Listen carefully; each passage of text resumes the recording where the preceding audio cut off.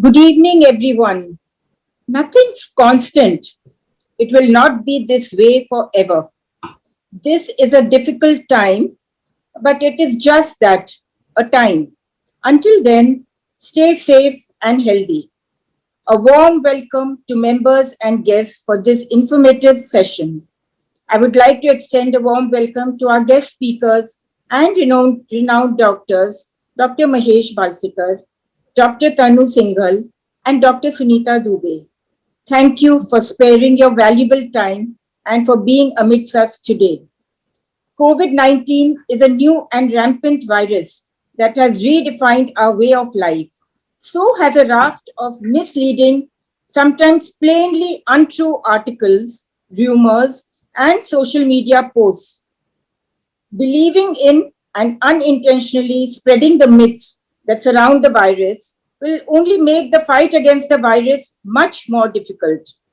Before you share any information about the pandemic, it is imperative to check its authenticity, gather information from reliable sources, and educate those who are around you about the importance of spreading the right information. Who better than our esteemed guest speakers today can help us in attaining a better understanding of what to believe and what not to believe about COVID 19? Before we begin, on behalf of IMC Ladies Wing, I would like to present our guest speakers an e-certificate from Grow Trees, consisting of a ticket of 5 trees each planted in your honor as a token of gratitude on behalf of the IMC Ladies Wing.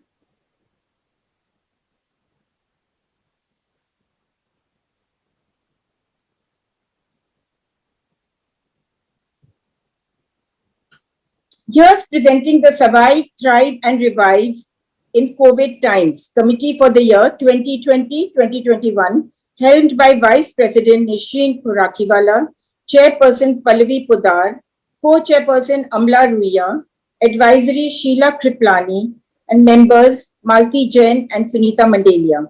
May I now request Chairperson of the committee, Pallavi Podar, to take the event forward by introducing our esteemed guest speakers. Thank you. Over to you, Pallavi. Good evening to our stalwart doctors, Dr. Mahesh Balshekar, Dr. Tanu Singhal, Dr. Sunita Dubey, President, Ladies Wing and the main IMC Wing, Vice President, Ladies Wing and the main wing, past presidents, executive committee members, and all the doctors, dignitaries present here, and Kokila Ben for joining us this evening, especially. The universe has shaken us to awaken us. There is a mental pandemic which needs to be cured. COVID is a vaccine, not virus, to our lifestyle. We all needed to switch off and press restart button to change. The second wave of coronavirus has ripped through India with an unbelievable ferocity. It has left us with a struggle for oxygen, beds, and medicines. Vaccines are the only shot of hope. From 1st May, India has begun vaccinating all adults above the age of 18. The government has granted $610 million to the Serum Institute and Bharat Biotech, and more vaccines would be in production shortly. So why this talk? Because everybody is giving advice to do this, do that. We have even gone through nearly a complete lockdown after recording the highest cases in the world. Somebody or the other we know has had it. We have lost friends and families are battling with it, and we are all stressed and thrown out of gear completely. What is important to know is the difference between the myths that are circulating in social media from the actual facts from our experts here in this field. There's so much confusion, so much fear, and so much chaos all over. The COVID pandemic has certainly put the spotlight on immunity, prevention, health, and importance of well-being. We have here such an eminent panel of experts with us today who will give us an insight and update of the COVID and help us to overcome the pandemic together. Here, I would like to introduce our three doctors who very graciously at once accepted my invitation in spite of their very busy schedules in the challenging times for them. Sorry if I have to sip a bit of water in between. I have a bad throat. I was doctors, the two pediatric doctors. I was cheating on myself as a child and ate some ice cream. So I lost my voice partly. And, and now I'm going to give a brief introduction to the three doctors who really don't need any introduction. To begin with, Dr. Mahesh Balshekar is a consultant pediatrician with 3 decades of experience. He is a consultant at the Pediatrics Department at Sir H.N. Reliance Foundation Hospital and Research Center, Breach Candy Hospital, and SRCC Children's Hospital. He has been in practice since 1985 and has been associated with leading hospitals in Mumbai. His area of interest includes neonatology. He has spoken at several national and international conferences and has numerous publications to his credit. He has a special interest in social medicine and is the founder of a charitable trust, Healing Touch. He is especially interested in public health education and has authored a book, 0 to 2, Baby and You, a pediatrician's handbook of practical parenting. He is a very familiar name in South Bombay, whose families with children, and he's more than family for us too. Now to Dr. Tanu Singhal has trained in pediatrics as well at the All India Institute of Medical Science, New Delhi, and Infectious Diseases and International Health at the London School of Hygiene and Tropical Medicine. She acquired further expertise in pediatrics and infectious disease at Hinduja Hospital, Mumbai. She is associated with Kokiraben Hospital since its inception in 2009 as a consultant in pediatrics and infectious disease. She has to her credit 2 books, 20 book chapters, 65 publications in index national and international journals, and several hundred guest lectures. She is an advisor to the ICMR and a technical expert in pediatric tuberculosis in the National Tuberculosis Control and Elimination Program, and also executive board member of the Fungal Infection Study Forum. As a general pediatrician, she runs a well baby clinic, provides immunization services, and treats routine day-to-day illnesses. She is an expert in management of common childhood infections such as malaria, dengue, typhoid, tuberculosis, and infections connected with the skin, UTI, soft tissues, bone and joint, and central nervous system. Apart from this, she has experience in management of antibiotic-resistant infections, multi-drug resistant tuberculosis, hospital-acquired infections, HIV, immunodeficiencies, fever of the unknown origin, and exotic infections in both adults and children. She runs a travel clinic at the hospital, which provides comprehensive services to both outbound and inbound travelers, including vaccination. Dr. Sunita Dubey is the Managing Director, Dolphin Healthcare, LLP, and Aryan Hospital and Medical Center, Founder Chairperson of Mediscape India and Aryan Medical and Educational Trust and We Doctors Campaign for COVID-19. A professional radiologist and a healthcare entrepreneur, Dr. Dubey is a versatile personality and admired name in the public healthcare sector. She is a recipient of various prestigious awards. She has been conferred with the prestigious Femina World Women Leadership Achievement Award on World CSR Day for her extraordinary services in bringing developments in the health sector. She received recognition and personal acknowledgement from the Honorable President, late Sri Pranab Mukherjee. Currently, she is working on awareness and education of COVID vaccine and Center for Reaching to the Remote Areas. As well, she is the first in the country to propose hospitals for the doctors, especially for COVID warriors and even for the future pandemic, and has proposed to the government of Maharashtra, UP, Karnataka, Gujarat, and Delhi. Now over to the discussion with the doctors.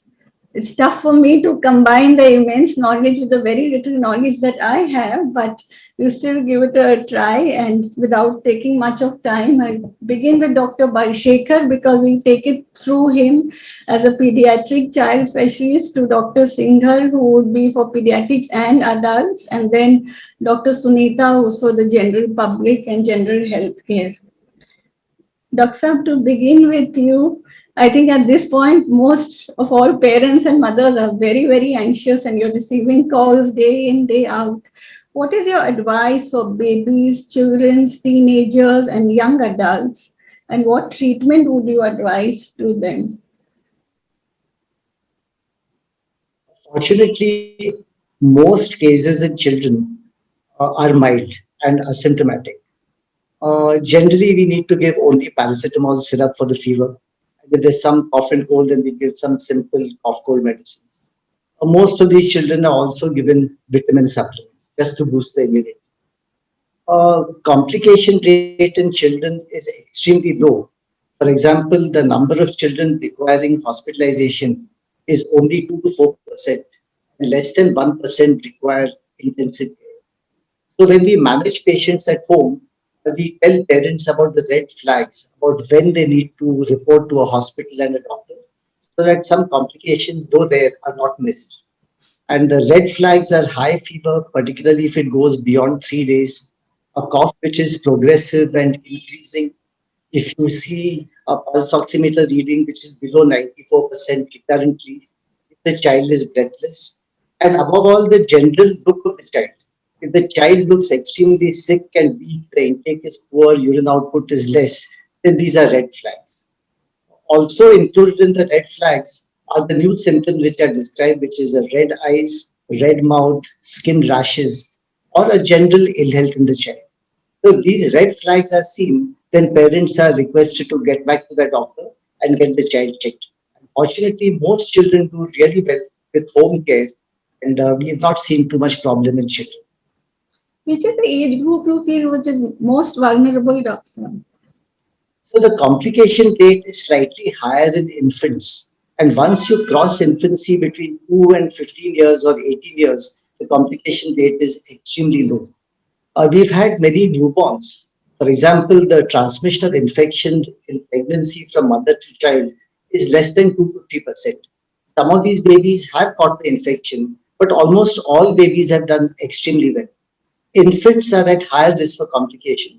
But personally, I have not had many. But the hospitals where I work, we've had references from different parts of the city with complicated pneumonias.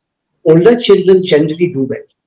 Older children who have what we call comorbidities, they are at higher risk for complications. That means a child who is extremely obese, someone who has a kidney problem, who's undergoing treatment for malignancy, someone who has immunodeficiency, someone who has a heart disease, someone who has a pre-existing neurological problem.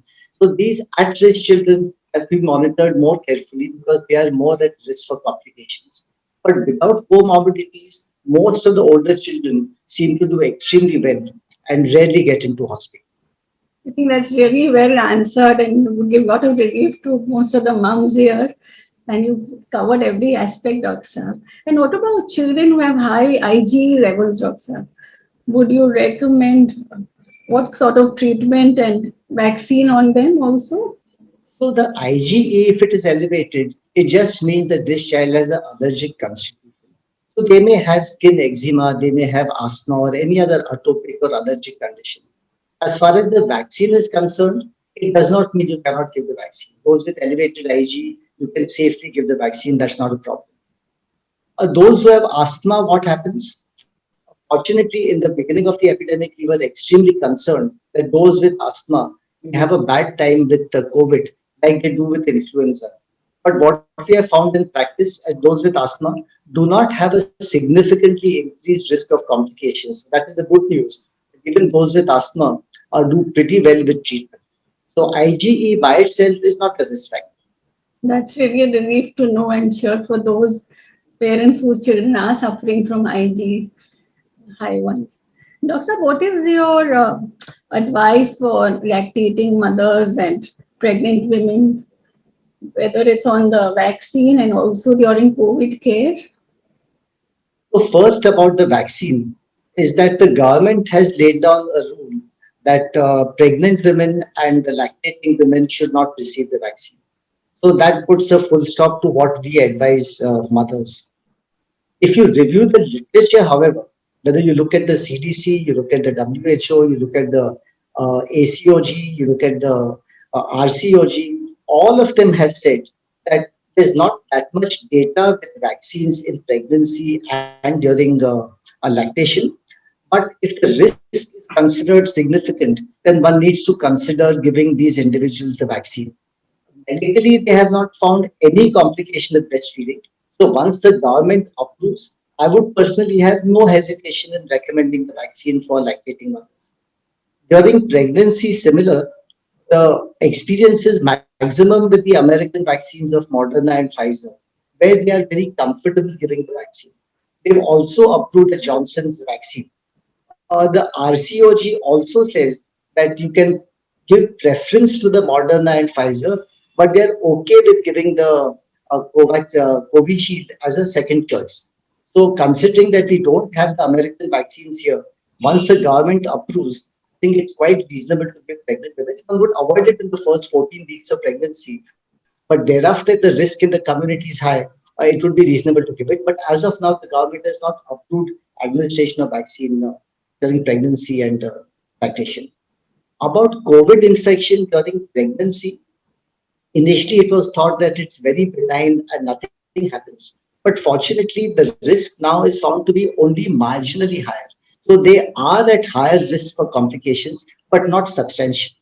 So most of the pregnant women who get COVID have done pretty well. We've had a lot of children born of COVID during pregnancy, and most of the mothers have done well, and the babies have also similarly done well. Babies don't need treatment. We swab the babies after birth and after 48 to 72 hours and monitor them carefully. But almost always, young babies do really well despite the COVID infection. The risk of infection, like I said, is only 2 to 3%, so it's not very high. Dr. Sab, even another part related to it as a thought, what about nursing mothers? If she has COVID, how safe is it to feed the child? So, in the earlier part of the pandemic, one would naturally have been scared about feeding babies, and it was advised that you express milk and give and don't feed directly. But that guideline has totally changed. If the mother sanitizes, masks, and distances when possible, the mother can safely and directly feed the baby, and it's not a problem. The risk of transmission to the baby is extremely low and manageable. So, mothers can continue to breastfeed babies even if they have COVID, unless they are sick and need to be hospitalized or need intensive care. So if they're doing reasonably well and have mild symptoms or no symptoms, they can safely breastfeed their infants. My last question to you, Doctor, that we hear that by the end of the year, even children below 18 would be vaccinated because they could be high spreaders. So what are your views on it? And do you think children would also need to take these vaccines year after year, or it is a one-time shot like swine flu and bird flu was?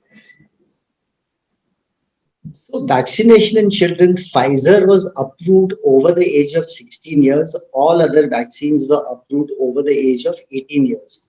But you might have read in the papers that now Pfizer is approved over the age of 12 years from now. So that is great news. Yeah, that's why I got up the question. The other good news is that there are studies going on, and it is expected that by October, we'll probably have studies to support the use of COVID vaccines over the age of 2 years. There are also studies about giving vaccine to infants above the age of 6 months. So by end of the year and early next year, it's probable that many vaccines will be licensed for use in children. Vaccinating children is very important because it's only when the children are vaccinated will parents feel totally safe to send their children to school. And like you said, that even the children, the concern is that they may not have severe symptoms, but they may be super spreaders. And the third epidemic people are talking about is exactly for this reason, that after 3 to 6 months, when the adults are vaccinated and the infection rate in adults goes down, it's possible that the unvaccinated pool of children will probably bear the brunt of subsequent infections. So it's very, very important that children should be vaccinated once it's available in care. Thank you so much, Dr. for all your very valuable inputs, and I'm sure we are all very happy. And there will be questions which I'll take up in the chat in the end. And now over to Dr. Singhal.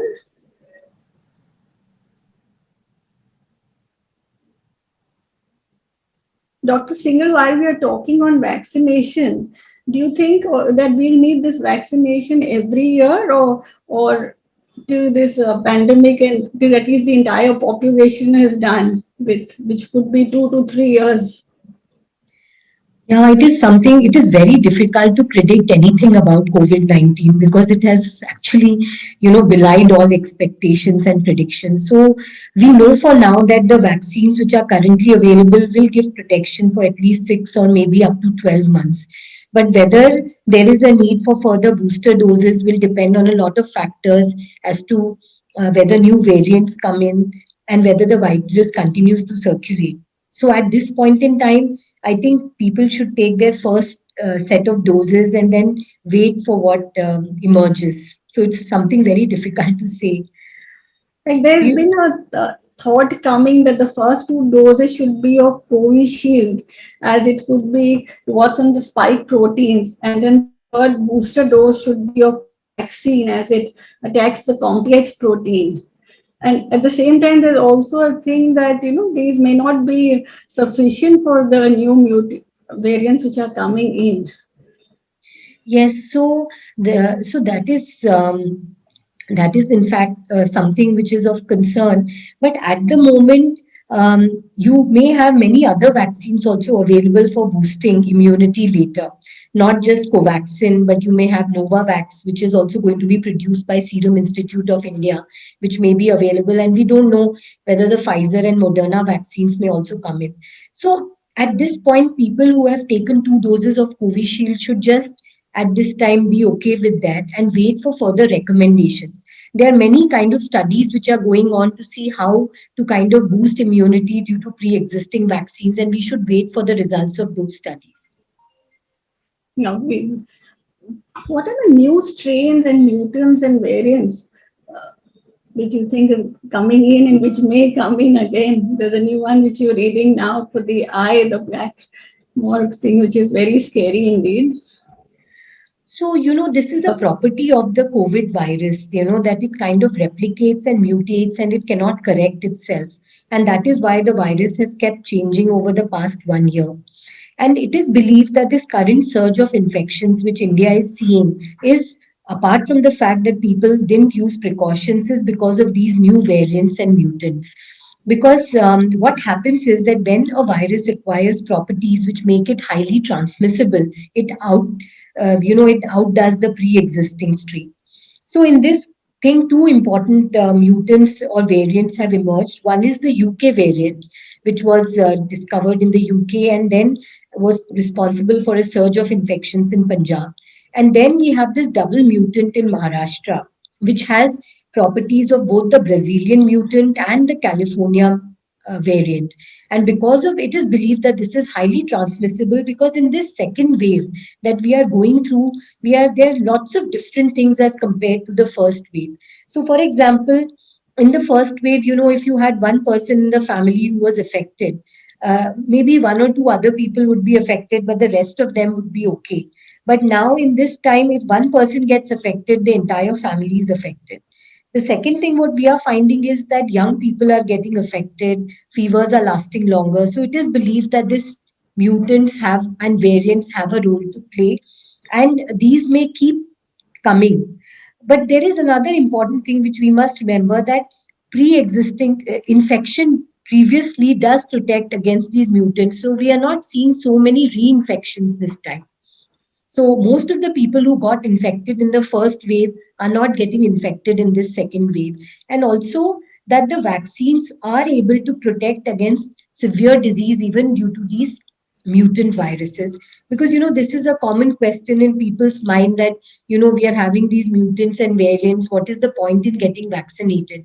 But the important thing is that these vaccines are still able to protect against severe disease. So people should go ahead and vaccinate themselves. Thank you, Doctor. for the clarification. Since you're a specialist more in the tuberculosis sector, how does the lung get affected, whether it's in children or adults and seniors? What's the difference in the... Yes, so while, as Dr. Balsekar said, children get away easily and they don't have many complications, but that is not the same with adults, young adults, and elderly people. So while 80 to 90% of people will get better on their own, 10 to 15% will have complications. So that is why, whenever an adult gets COVID, you have to monitor yourself carefully and you have to be in touch with your doctor.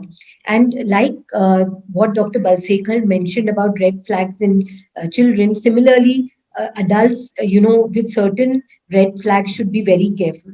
So, especially if the fever is not going away after 4 or 5 days, that is a red flag sign.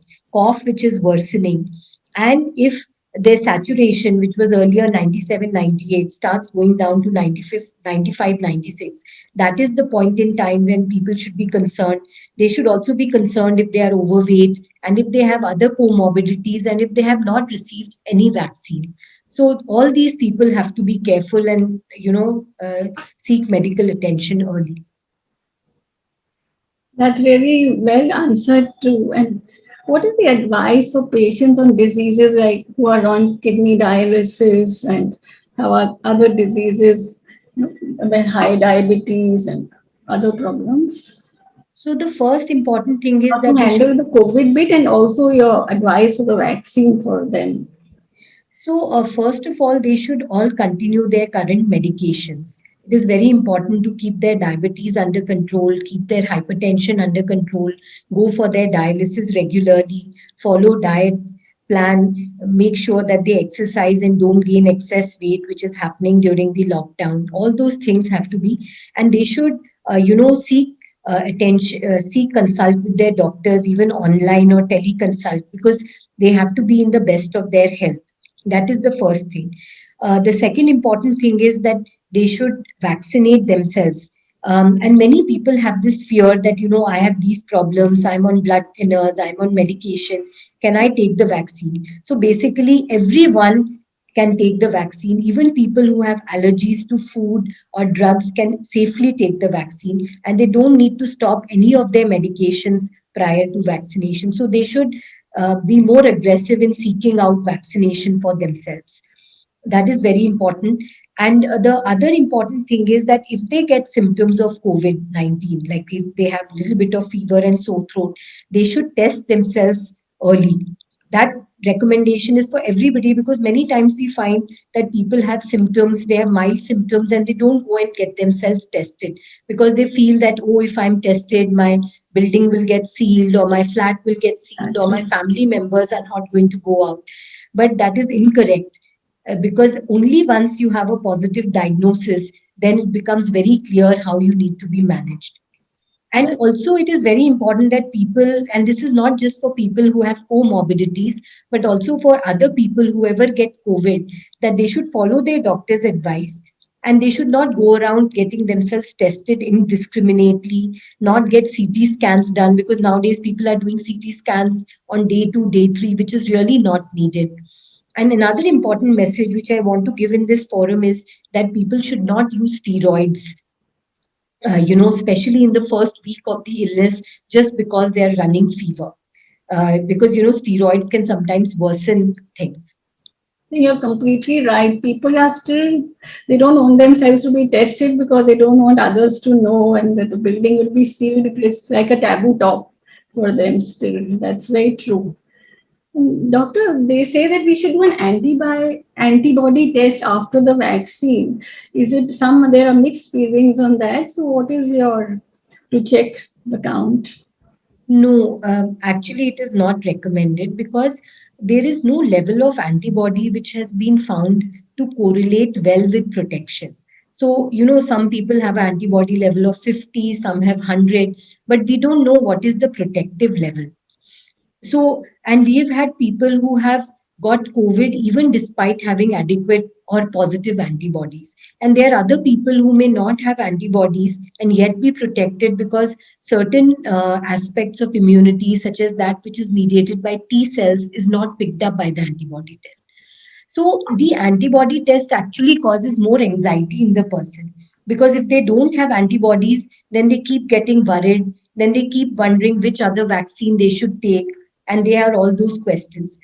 And if people have good antibody levels, then they get a false sense of security. They feel that I have like an immunity passport. So, you know, they may not follow the precautions.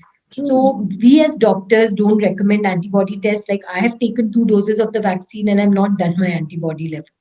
You're completely correct on that one, I think. Doctor, now the government is planning that when you have 10 people and they can start the vaccination from home. While earlier it was said that, we should be at the hospital and wait there for 30 minutes to be monitored. So which one would you still suggest? You think it's okay to do it from home, or the hospital is still more advisable? See, doing it from home has its pros. That is, people are not going out in the place and getting exposed to COVID, because what happened about a month or two ago, that many people actually got COVID when they visited the vaccination centers. And by now, we have sufficient experience with use of the vaccines, and we found that allergic reactions or anaphylaxis has actually been very, very rare. So we must have vaccinated about 15,000 people in our hospital till date, and not a single person had an allergic reaction. So I think it is okay. The only thing is that if there is a person who has a history of allergies, like severe allergies to drugs or medications, then maybe for them it would be better to go and get themselves vaccinated in a hospital setup. Otherwise, other people can take the vaccine at home. And Dr. Kanu, with your expertise, would you like to share something on infectious disease and the COVID, which I may have not taken up? And No, I think you have covered most of the things. I think my main messages again would be that one, people should go and take the vaccine. And there is now there is not so much of hesitancy. Earlier there was, because with Covishield, there is this thing of people worried about the blood clot issue, which happened in the UK. But we know that it is very, very rare. And in India, it is about 0.6 per million vaccinations. So therefore, the risk of COVID is greater than the risk of the vaccine. That is the first thing I would say. The second thing is people keep wondering which vaccine they should take, whether they should take Covaxin, whether they should take Covishield. And there's really nothing much to choose between these two vaccines. So whichever they get access to, they should take that vaccine, whichever they can get the earliest. And the third thing is that they should not interchange between the vaccines. So if you've taken Covishield, take your second dose. If you take Covaxin, take your second dose as Covaxin. That is the other important thing. And they should not try and go and take other vaccines after it without a proper recommendation. And then finally, all people, whatever be their underlying disease, whether they have cancer, whether they are on chemotherapy, radiotherapy, or they're on blood thinners, or they have allergy to foodstuffs, can safely take the vaccine. The only contraindication to the vaccine is that if after the first dose they had a severe allergic reaction, they can't take the second dose. But otherwise, there's no other contraindication for the vaccination. thank you for all your inputs, and a lot of clarity is coming amongst all of us as well, I think adults and for babies. And now we go to Sunita ji for the public health bit of it. Sunita ji, to address my first question to you, that the second wave has 2.5 times higher number than the most of the last one. And though we are plateauing in Maharashtra, when do you feel this will settle down, and what do you feel about the third wave?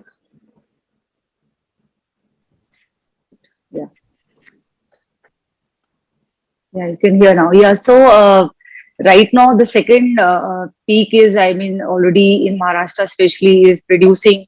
Today is also almost 37,000, and death also got reduced yesterday. Whatever we were looking at, but definitely from the June till October, people are expecting third wave will be coming. Discussion is on, and it will stay till 22. But definitely, it's not very clear. It will come. That's what discussion is going in various office in government also. And you have been very closely associated with the Statue of Unity, where you got 195 countries involved. Can you reflect upon it and share it with us? Yeah, so basically, it was all because of the pandemic when we all were working. Even I was working, my hospital also COVID hospital. So when we saw so many life was lost because of the immunity issue, and people were having better immunity, they were having a better effect of their health, and people were having most bad comorbidity and better bad immunity was having quite tough time. So during that phase, we realized we have to do something where whether it's a negative thought, whether it is a disease, whether it's a bacteria or COVID, we have to be prepared for the future pandemic. And where I started working on Statue of Immunity. And since we are working on Statue of Immunity, we have a research center planning, also information center. We are also working with 195. We have planned to get the strength of pillar, which will help people.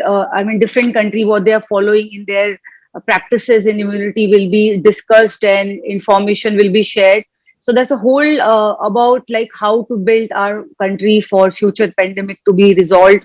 So I think we all are working and it'll take time. It's not so early. It's a huge program, very ambitious project, which a lot of people are getting involved and it'll take time. But definitely it is going to be one of the global first scientific monument of the world, which will be representing the immunity and health and across the world.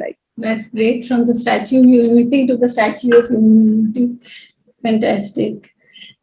So, Sunita ji, patients are taking radiation and chemotherapy, although Dr. Singhal has already highlighted on it. But since you're a expert on it, what are your suggestions? And there's again a lot of apprehension of the CT scan, which Dr. Balshekar and she both spoke about. But can you add on to it? So radiation, CT scan was done specially for finding out the stages of the disease, and CORAD especially to find out the stage of the disease. So accordingly, the treatment was decided whether the patient to be the quarantine or patient to be hospitalized. So CT had played a quite big role early. We used to have a lot of time RT-PCR used to take. So CT played quite big role. Definitely, like one CT is more than enough, especially after the 6 days of infection. And the radiation which is going through the CT scan is not much as compared to the disease which is so critical. So as virus is more dangerous than the CT scan, so it was played quite big role in treatment. That's very answered and got a lot of clarity, Sunita ji. And since you're doing a lot of research on building immunity, would you like to share a few tips with us and how we can do that? Of course, more of is a lifestyle which we have to little modify, because the lifestyle which we have, like, whatever the white, say, rice and salt and the sugar, all this is really causing weakness in our system when you are not taking in the way it's supposed to be. So I think it's like having the exercise and following the, routine of your lifestyle, and, having proper sleep and going for the yoga, doing meditation, all comes under this. In fact, in the Statue of Immunity also, various specialty have joined, not only from the Ayurveda, modern medicine, from the environmental, other, spiritual health, all that matters to build your immunity. So multiple factors are there which will be playing role building your immunity, even the mental status. Even once you're depressed also, your immunity gets low. The entire COVID, that has happened already with people, where people have depressed, they have at home, even women who are staying at home, a lot of people face the issue related to the immunity. So I think it's all about being the lifestyle, and of course the state of it's a state and program and created thing which you can create by own effort, and it's possible. Thank you so much, Sunita ji. And now we take over to the questions in the chat, and I'll address it to the doctors, which is relevant to begin with. What is the ideal gap between 2 doses of vaccine? I think Dr. Tanu could answer that, because some say 6, some are saying 12. So for Covaxin, we should take the second dose after 28 days or maximum up to 6 weeks, because only after 2 doses you are well protected. Now, as far as Covishield is concerned, This can be between 4 to 12 weeks. The government says 6 to 8 weeks, but it can be any time between 4 to 12 weeks. So, for example, right now, people don't have a choice because the there is a shortage of vaccines. So we must understand that for Covishield, if you've taken one dose, you are protected at least up to 12 weeks, but not beyond that. And then the other question which people say is that I'm getting a slot for the second dose after 4 weeks for Covishield. Shall I go and take it? The answer is yes. You can go and take it because when the government came out with its guidelines of a gap of 6 to 8 weeks, they were looking at the UK study. But now we have a study from the US which has shown that even Covishield given at a gap of 4 weeks gives good immunity, which is about 80%. So actually, a lot of it depends on the availability of the vaccine. And there was one more question, so I'll take that right now. Is the recovery? So after so many people are there who have got COVID after the first dose of the vaccine. So their question is that when should they take the second dose? That should be 4 weeks from the time of recovery. Thank you, Doctor. Dr. Balshekhar, there's a question here that could you highlight a little bit more on the black fungus and are kids getting it too? Black fungus, what is called mucormycosis, a lot of cases have been reported in adults. Now, a fungus typically thrives under certain conditions. So, COVID infection itself suppresses the immunity because your lymphocyte count goes down. These children are often given steroids. Most of them are on antibiotics. Most of them have nasal catheters and intubation. These are all what we call risk factors for mucormycosis. The main and avoidable risk factor is the use of steroids. And if steroids are overused, particularly if they're used in the early stages of the disease, then this is the biggest risk factor which is avoidable. Fortunately, the incidence of mucormycosis in children is extremely low, but more and more cases have been reported in adults. So it cannot be prevented totally, but by using steroids sparingly, the incidence can go down substantially.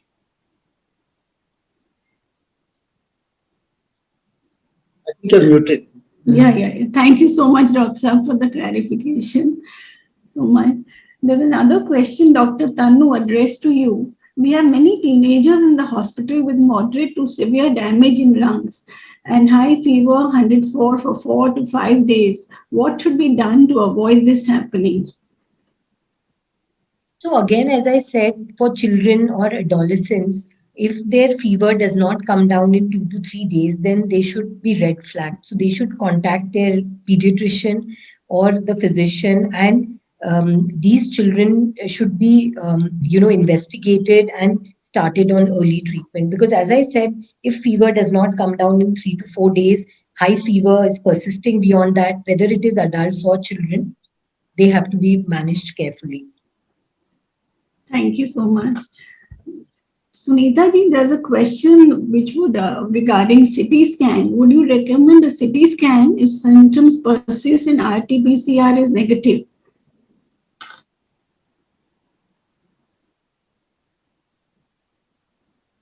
So,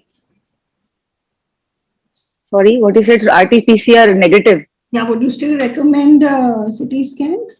In case the RT-PCR is negative, but there is a symptom, if breathless is there or any fever is there and patient is looking, you can still advise that. Because sometimes RT-PCR comes negative. So in that case, you can ask people to see, because in quite early detection also is seen in sensitive to CT scan. Thank you so much. Then there's another question which has come up. Any of the doctors could answer this. After testing positive, when you take the second vaccine? So that is what I said, that you can take it after a month, after 4 weeks. But there are many people who are getting it even after 2 doses. It's very strange. Yes, because... So this is because, the vaccine protection against mild disease is only 60 to 70%. But most importantly, people who are getting COVID after 2 doses of the vaccine have mild COVID. And therefore, the need for hospitalization and mortality is less. So that is the biggest benefit of the vaccine. There's one more question which you could answer. What is your take on hepatitis vaccines? We were told we must add it to our vaccination schedule. Though I haven't heard of this one, but Hepatitis B, I think adults should add it to their vaccination schedule because if they get hepatitis B, then that's a dangerous illness. So most of the children and adolescents now or young adults are protected because the hepatitis B vaccination started in the 1990s. But if they are adults, they can check their hepatitis B antibodies, and if it's negative, they can take the vaccine. So this is also the point to say that adult vaccination is very important because as of now we believe that vaccination is only for children, but adults need to take their pneumonia vaccines, the flu vaccine, hepatitis B vaccines. These are all important vaccines in adults. thank you so much. And if one is the flu vaccine also advisable along with COVID vaccine? So we should not give any other vaccine with COVID vaccine because the data is not there. So people should first take their COVID vaccines, and once their course is over, then only they should go for flu vaccine. Dr. Balsekar, would you like to add to that? So this flu vaccine is highly recommended in USA because the season for COVID and influenza is sometimes overlaps, particularly in the winter months. If you have both infections around the same time, then it can have a bad impact on individuals. In India, we traditionally recommend influenza till the age of 5 years unless we have comorbidities. We don't have specific times for which we get influenza epidemics, so it is considered optional. We are not seeing too much of influenza now, so I think that can be deferred till the season starts. But COVID vaccine, I think, is most important. Thank you, Dr. Sam, for clarification. There's a question that is there any special precaution that we must take for children as compared to adults? I think this is just an anxious question from my mom. I think the biggest precaution children need is that they need parents who are careful. 90% of infection in children comes from adults and caretakers and other adults in the surrounding area. Only 10% of children get the primary infection, particularly older children who are out and about. I think if the house's members are careful, then children are protected. Thank you. Any of you could answer this one? There's a lot of misinformation going around that if you've had COVID, you may not need the second dose of vaccine. So yes, it is actually not a myth. It is a fact as well because even the WHO says that while one dose of the vaccine is known to boost immunity levels, the second dose may not be needed. But as of now, we don't have any recommendation from the government that people who are infected, should not take both the doses. And this is also true for all other countries in the world, whether it is Europe or US. Even previously infected people are being given 2 doses. So I think we should also follow the same recommendation that we should go ahead and take both our doses. Thank you so much. Just to add on to that one, what is the effect if second dose is not taken in time due to availability, especially of the vaccine, and you are not getting this? So one thing is important that the first dose doesn't need to be repeated because, people ask this that I didn't get the dose in 4 weeks. So should I take both 2 doses again? So that dose still counts. The only downside to it is that you are not protected till you get your 2 doses. So I think while they have not got their second dose, they have to be very careful at home and follow all precautions. Try and not go out if it's possible, and then try and get the second dose. But there is no need to be very, very anxious about it, in that sense. And after taking the second dose, even if they get the second dose after 4 months, that first dose is still valid for them. Thank you, Doctor. Can we take up 2 more questions, or is anybody in a rush? No, we can take it. Yeah. One question which says, how do we know that we already had COVID because it may have been asymptomatic and no test was done? So you can know by checking your antibody levels because, if you've had COVID in the past, your antibody levels may be positive, but there is actually no need to do that because that is not going to change anything. Even if your antibodies are positive, you would still go ahead and take the vaccination. So, I don't think it is really of practical utility to try and find this out. Thank you, Doctor. Another question also probably will be addressed to you. Which vaccine shall a boy of age 32 take if he has high BP problems? Any, whichever is available. Thank you. And one last question now, that would this be considered a pandemic, or do you think it's going to address to all of you, and you could all give your views on it, I think, that is it going to take the form of an endemic?